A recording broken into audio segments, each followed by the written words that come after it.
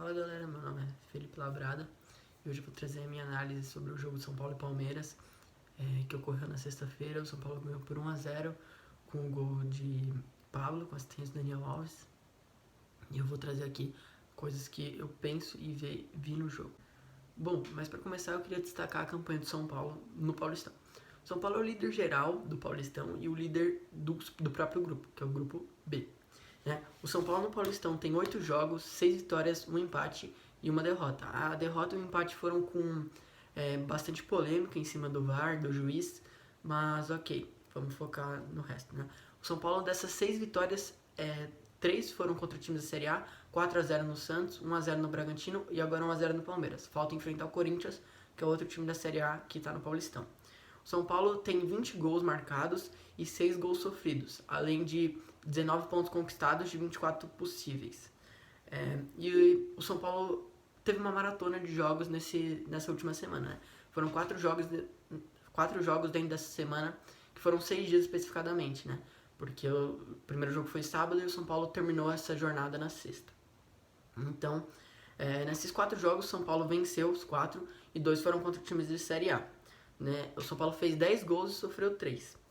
E outra coisa que eu queria destacar na campanha de São Paulo é que a campanha de São Paulo já é a campanha de um classificado, sendo que nos últimos paulistões os segundo colocados tiveram menos pontos do que o São Paulo, que está em primeiro no grupo, certo?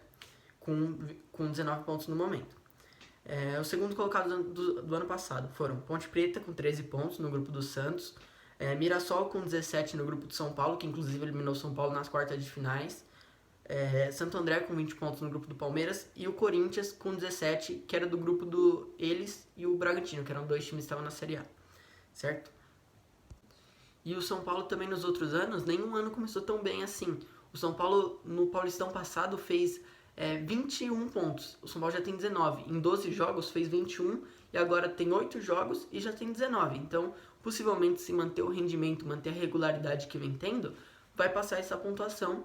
E o São Paulo em 2019, que foi o ano que chegou na final do Paulistão, inclusive, passou apertado, passou em segundo no grupo, o Oeste passou em primeiro com 17 e o São Paulo com 15 pontos. Bom, agora eu vou falar da escalação do São Paulo. O São Paulo veio para jogo com o Volpi no gol. Volpi foi importante, eu vou pôr a escalação aqui, inclusive. O Volpi foi muito importante numa bola... Só teve uma defesa para fazer também. Foi uma bola do Scarpa, que provavelmente seria gol, e ele foi lá e pegou. Na zaga foi Arboleda, pela direita, Bruno Alves ali no meio, fazendo muito bem a sobra. A sobra do Bruno Alves foi muito boa no jogo. Teve alguns lances que foi necessário ele. E Léo ali na esquerda, sempre ajudando na progressão do time. Nesse jogo, o Léo acionou menos o Reinaldo, porque o Daniel Alves estava na ala direita, que eu já vou falar.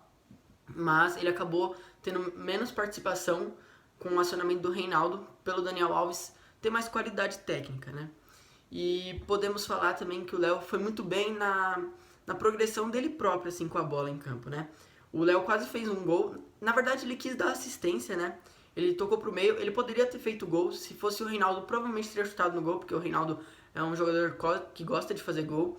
Tanto que ele fala num vídeo da SPFC TV, contra o Botafogo no Brasileirão passado, que o Brenner pede a bola do pênalti para bater e fazer 3 gols num jogo. E o Reinaldo fala que não, que ele queria fazer gol, sabe? Então, provavelmente o Reinaldo tem esse cacuete de gol e ele iria chutar a bola no gol. O Léo quis tocar pro lado, pro Luciano, e o zagueiro do Palmeiras cortou. Ele poderia ter feito gol. Daí, ok. Daí a gente vai pro Nestor. O Nestor muito bem, principalmente no combate. O Nestor, ele foi responsável por 5 desarmes do São Paulo, de 19, E o Luan teve uma coisa que eu achei meio estranha nele.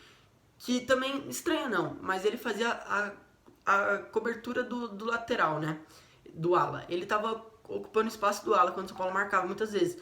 Só que tinha um problema nisso, porque ele deixava o meio aberto. Então muitas vezes o Palmeiras recebia a bola ali. Cadê o Luan? O Luan não tava ali, Daí ok.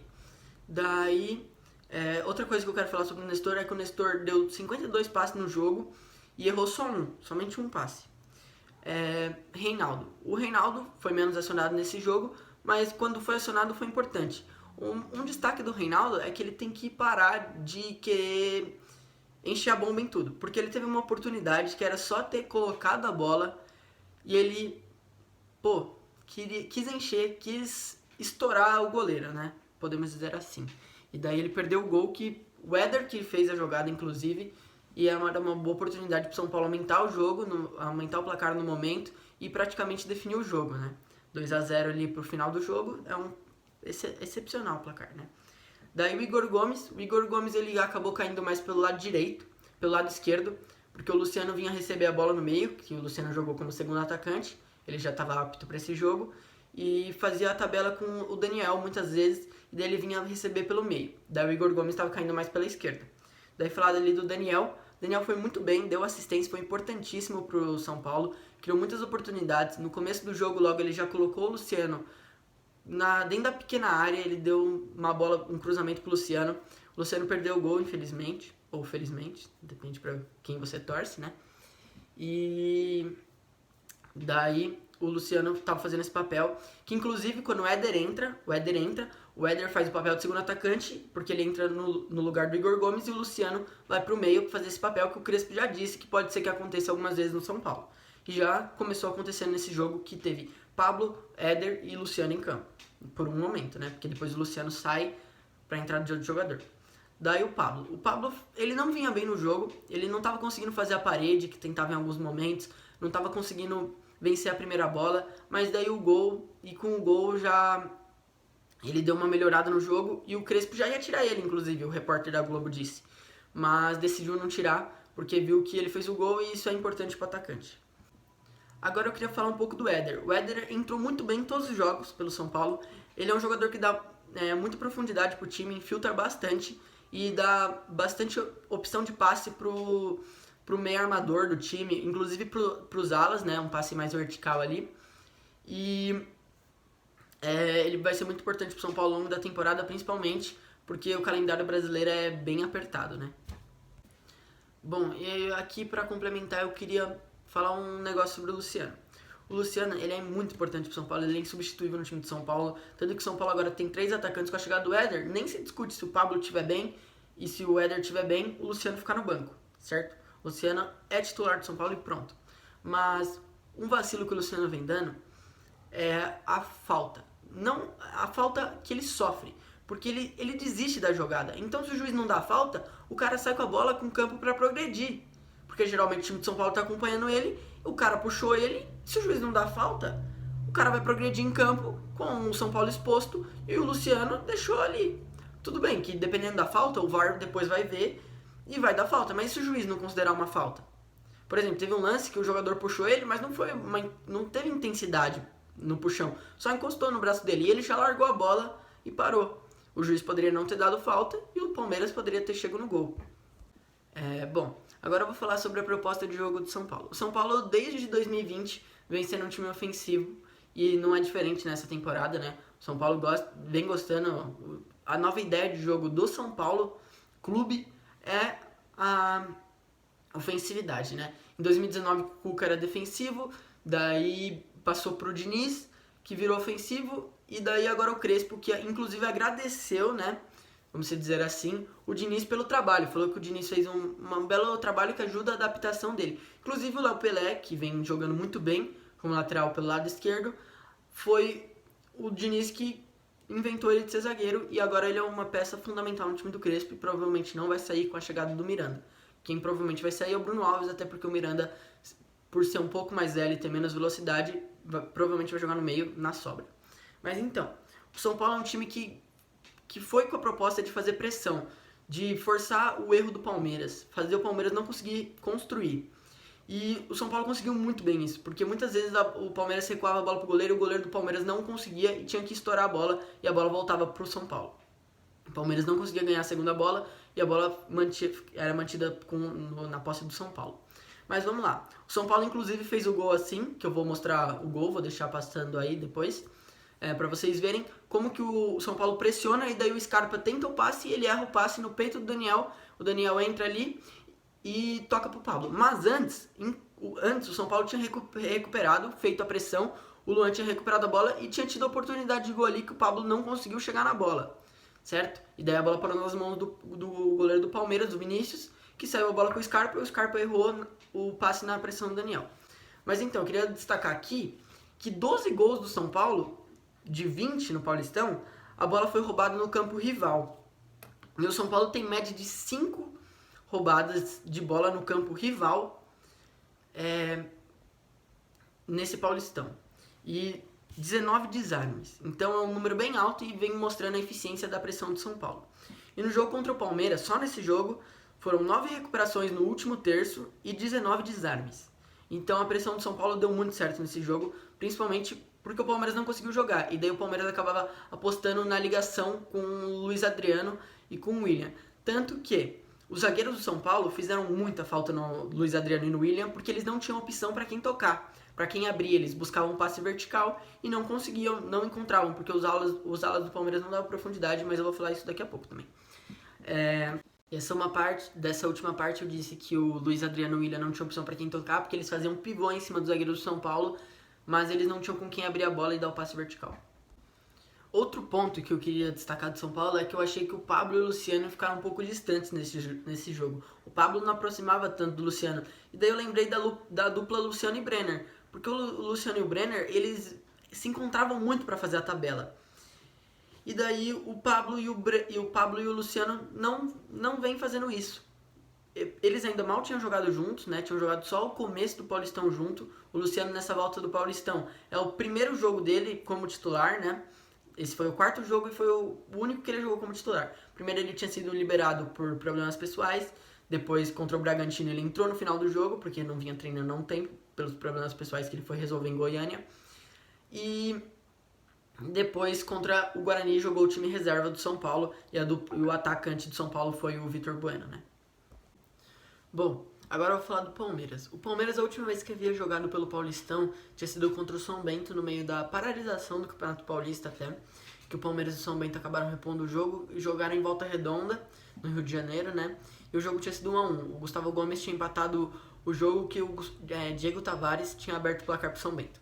Mas vamos lá, a campanha do Palmeiras no Paulistão até o momento só tem 5 jogos, são 2 vitórias, 2 empates e 1 derrota. Derrota pro São Paulo, que tirou a invencibilidade do Palmeiras. O Palmeiras tem 8 gols e sofreu apenas 4. E também não fez muitos, né? Como o São Paulo, por exemplo, fez 20. Mas o Palmeiras tem 3 jogos a menos. Caso o Palmeiras...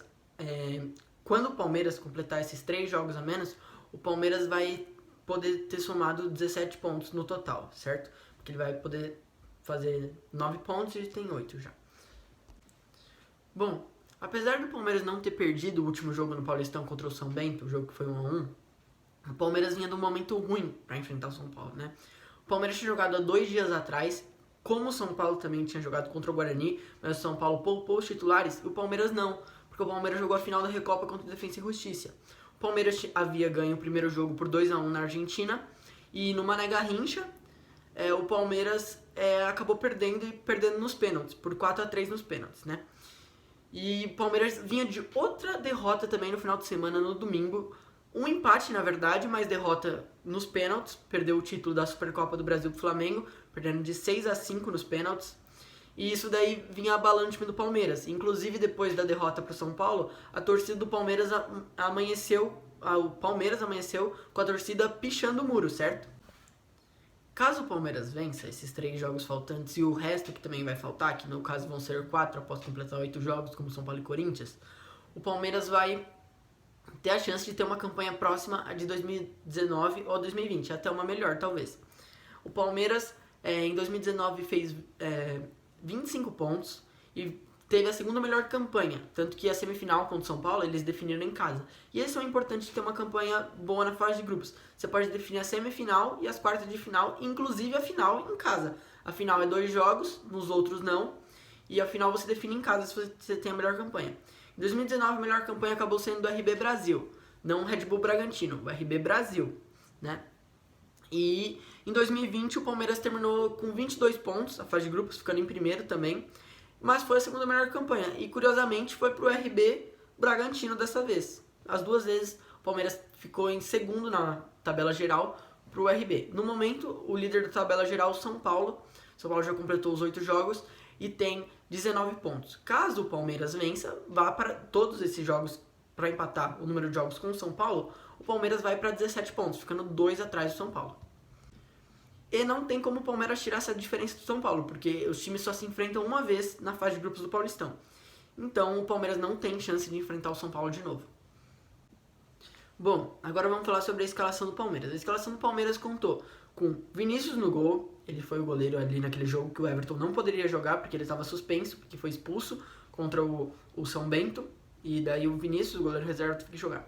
Danilo Barbosa, estreante, ainda não tinha estreado pelo Palmeiras, tinha sido relacionado pela primeira vez contra o Defensa e Justiça no segundo jogo da final da Recopa, certo? O Kusevich, o Imperreur, né? O Victor Luiz, o Mike foram os alas. O Palmeiras mudou de esquema e jogou no 3-5-2, como o São Paulo joga, né? E o Palmeiras podemos dizer até que foi mais um 5-3-2, né? Porque o Palmeiras acabou sendo mais defensivo e não conseguiu criar tanto, né? Não conseguiu nem construir, porque o São Paulo fazia uma pressão muito forte e o Palmeiras acabava forçando o chutão. Mas vamos lá. Daí a dupla de volantes ficou com Zé Rafael e Felipe Melo, e o Scarpa ficou como meio armador da equipe. No ataque, Luiz Adriano e William, que acabavam tendo... não tinham aproximação dos outros jogadores e não tinha passagem dos laterais. Você pode ver que o Luiz Adriano e o Scarpa, o Luiz Adriano e o William, eles acabavam fazendo pivô, tanto que o William sofreu 6 faltas no jogo e o Luiz Adriano 4, contabilizando 10 só neles das 23 faltas que o São Paulo cometeu. Eles buscavam alguém como o Rony, seria o ponta, mas como o Palmeiras mudou o esquema, seria o ala, por exemplo, o Mike ou o Victor Luiz, né? Eles não davam profundidade pro Palmeiras, eles não davam opção, não atacavam os espaços que os alas do São Paulo poderiam ceder ali, né? Tanto que depois, quando o Wesley entra, é mais fácil pro Palmeiras conseguir algo pelos lados do campo, certo? Porque o Palmeiras não vinha conseguindo explorar os espaços pelo lado do campo. E o William e o Luiz Adriano faziam um pivô e acabavam sofrendo a falta e não davam em nada essa falta, porque o Palmeiras ou saía tocando atrás e daí tinha que recuar tudo de novo, e porque o São Paulo fazia uma pressão, e o Palmeiras tinha que dar outro chutão, certo? Não conseguia construir. E a única chance boa do Palmeiras foi no chute do Scarpa, de muito longe, que ele driblou, se eu não me engano, o Nestor ou o Luan, e ele deu um chute que o Volpi foi buscar. Foi a única chance do Palmeiras no jogo. O Palmeiras sem criatividade, sem profundidade, não conseguiu jogar, acabou sendo dominado assim pelo São Paulo. O placar foi apenas de 1-0, mas o São Paulo teve chance para mais gol. E o Palmeiras com uma equipe mista / reserva, né? Porque a mista é geralmente quando tem mais jogadores titulares do que tinha nesse dia, né? Como o Felipe Melo, o Zé Rafael que vinham atuando e o Luiz Adriano, que é um cara muito... que costuma jogar muito pelo Palmeiras, né? E o Scarpa, ele costuma entrar também junto com o William, mas de resto os outros jogadores são meio que reserva. Os Danilo Barbosa talvez se torne titular ou se torne um reserva imediato, a gente ainda não sabe, porque foi a estreia dele. Bom, e para mostrar e ilustrar como o Palmeiras pouco explorou seus alas e o espaço que o São Paulo poderia ceder, a profundidade de seus alas, a gente pode ver pelos números do Victor Luiz e do Mike, que eu vou pôr aqui. O Victor Luiz deu apenas 2 cruzamentos e o Mike não deu nenhum, de acordo com o SofaScore. E se você olhar o lado do São Paulo, o Daniel Alves deu 7 e o Reinaldo 3. O Reinaldo, o número foi próximo do Victor Luiz, porém o Daniel Alves foi muito acima de todos os outros. E tanto que o jogo do São Paulo foi mais em cima do Daniel Alves, né? E o Daniel Alves criou boas chances cruzando. E assim você vê que o São Paulo teve profundidade, teve a ação dos alas e o Palmeiras não. E o papel dos alas teria que ser esse, porque ali você já tem 3 defensores que estão fazendo a proteção, além dos volantes que estão ali. O Felipe Melo e o Zé Rafael conseguem marcar. Agora, os alas não serem explorados assim é uma coisa que nesse sistema de jogo é preocupante e acaba se tornando um sistema bem defensivo. E para finalizar, eu vou mostrar que o Palmeiras exagerou dos chutes por não conseguir construir pela pressão do São Paulo. O Palmeiras, primeiramente, lançou 53 bolas, teve 53 bolas de acordo com o aplicativo SofaScore. O São Paulo 35, a diferença já foi bem alta aí. E essa diferença ocorreu entre o trio de zaga mais o goleiro, os 4 jogadores somados. Isso possibilitou a conta ficar bem justa, porque os 2 times tinham a linha de 3 ali atrás e o goleiro. Então a conta está de igual para igual. E o goleiro você pode perceber a grandíssima diferença, né? O goleiro do Palmeiras lançou 24 bolas e o Volpi, goleiro do São Paulo, 13 bolas apenas. E o Volpi tocou na bola 32 vezes, enquanto o goleiro do Palmeiras 56. Aí você percebe a grande diferença que fez a pressão do São Paulo, né? E eu vou encerrando o vídeo por aqui. Muito obrigado. E é isso.